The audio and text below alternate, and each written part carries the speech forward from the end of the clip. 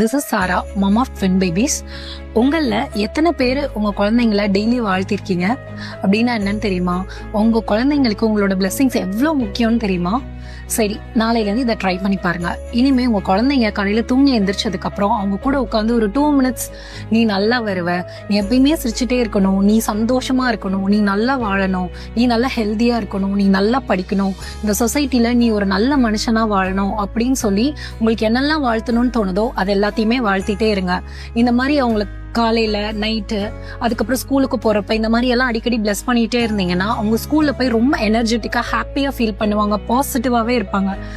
Day by day இதை நீங்க கண்டினியூஸா பண்றதுனால ஒரு நாள் உங்களுக்கே தெரியாம உங்க குழந்தைங்க எவ்வளவு நல்லா வரணும்னு நீங்க ஆசைப்பட்டிருப்பீங்க, அவங்க நிஜமாவே அதுவாவே மாறிப்பாங்க. இந்த 2025ல இதை கண்டிப்பா உங்க குழந்தைங்க கிட்ட ட்ரை பண்ணிட்டு எப்படி ஒர்க் அவுட் ஆச்சுன்னு சொல்லிட்டு எனக்கு கீழே கமெண்ட் செக்ஷன்ல பிங்க் பண்ணுங்க.